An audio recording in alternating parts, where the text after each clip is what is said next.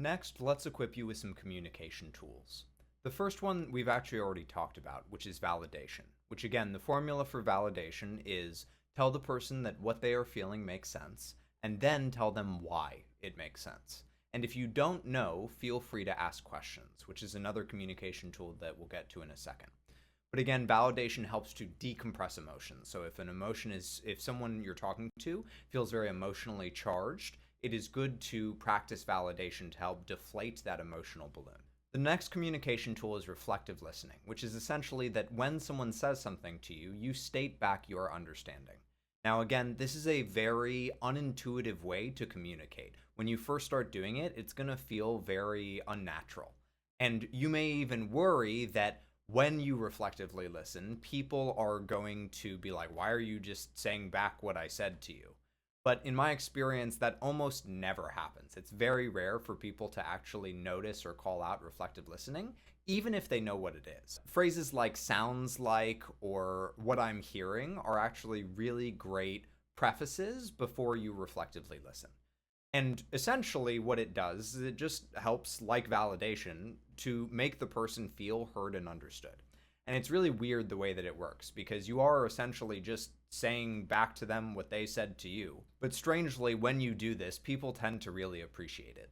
Another great communication tool are open-ended questions, which are exactly what they sound like. They are questions that are open-ended, or in other words, they are non-yes or no questions. And the reason that we want to avoid yes or no questions is because a lot of times people have the experience in conversation that they feel shut down, or they feel like they don't know where to go in the conversation because they're just getting like one-word answers. And when you use open-ended questions, it actually makes it a lot harder for people to give just one-word responses. Whereas if you ask yes or no questions, it's very easy. They just say yes or no. Open-ended questions usually start with who, what, when, or where. I would avoid using why in general, because why can come across as a little aggressive in communication. The difference between why are you doing this versus what is making you do this. It's just a slightly different tone. The next communication tool is meta communication. So meta communication is basically communication about communication. So if you do find yourself in some situation where you're sort of stuck in the conversation, that you two keep going back and forth and you feel like you're not getting anywhere, pointing out what is happening in the communication can be really helpful to get out of that sort of like gridlock that you're in. So as an example, if I was talking with someone and I kept coming up to the same topics over and over and over again, kept like repeating the same points over and over and over again, I might bring that up in the conversation, saying like, hey, I feel like, we've been talking for a while and I feel like we're both just repeating ourselves and it's not moving the conversation forward. Can you help me with that? Which actually leads perfectly into the next communication tool, which is asking for help. Asking for help is a really great tool to disarm aggression, because it is very hard to be aggressive towards somebody that is asking for your help. It's just sort of like a natural human instinct that if someone asks you to help them, it's very hard to like be mad at them. And so by phrasing things as requests for help, it can really help to deflate any anger that might be present in the situation. The next one is sort of cheesy because it's been so popularized, but it really is a great tool for communication, which is I statements, which are just statements that are from your point of view. So rather than saying, you keep doing X, Y, Z, saying, I'm having a hard time with X, Y, and Z thing that is happening. And it just takes away a lot of the pointedness or accusation in your communication. So to say a good I statement, there's sort of three parts to it. Part one is to state things as factually as possible. Part two is to state how it made you feel. And part three is to avoid using the word you. So rather than saying you purposefully didn't do the chores this week or you forgot to do the chores this week, instead saying I felt really overwhelmed when the chores didn't get done. In a similar vein to I statements and asking for help is stating your needs. When you focus on this in your communication, again, it takes away a lot of the aggression in any communication that you might have.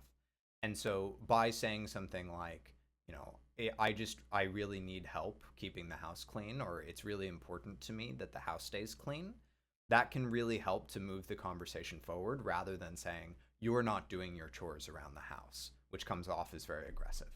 Last but definitely not least is boundary setting, which is really, really hard. Setting a boundary has 3 steps. Step number 1 is to start positive, something like, hey, I really appreciate that you find me attractive. Step 2 is state the boundary. It makes me very uncomfortable when you talk sexually about my body, so please don't talk about me that way anymore. And step 3 is talking about how the boundary will be enforced if it's violated. So if you talk sexually about my body again, I'm going to cut off communication with you. Let's break each of these down. The first step is being positive, which just helps to take the person off of the offensive. The second step is stating the boundary. Now, an important caveat about stating the boundary is that when you have the boundary setting conversation, it is best, it's ideal if you can, to have that conversation outside of the conflict.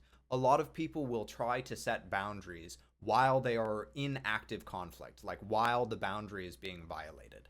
And the problem with that is that all of your emotions are heightened. And so the way that you communicate the boundary will be charged with emotional energy, which makes it much harder for the other person to receive.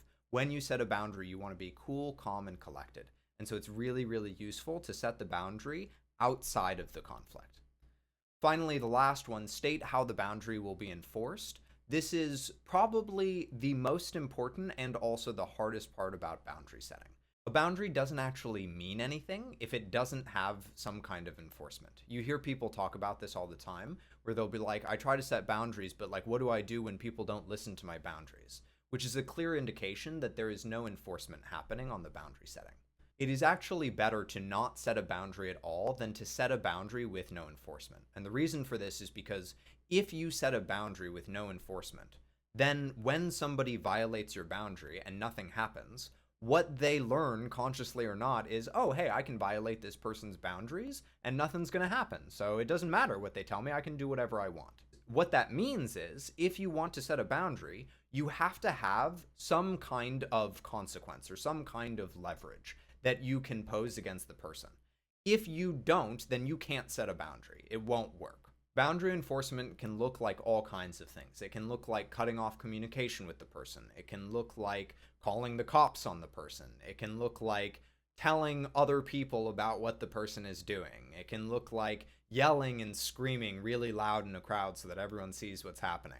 There's all sorts of things that you can do for boundary enforcement. And these are obviously extreme examples for extreme situations. There are also much more mundane situations, like if you don't wash the dishes, then I'm not going to be making dinner. So what I want you to do is I want you to think about some places in your life where you would like to set boundaries, what those boundaries would be, and then how you would express them in these 3 steps. Starting positive, stating the boundary, and then stating how the boundary would be enforced. And again, I really just want to drive home that if you set a boundary with someone, it is essential that you actually enforce it. Because a lot of times, people will even get that step. They will start positive, they will state the boundary, and they will state how the boundary will be enforced. But then when it comes time, they don't enforce it, which again, just teaches the person that they can violate your boundaries. So if you're going to set a boundary, make sure that it is something that you can actually stick to. Hopefully this has provided you some helpful tools in your relationships with men.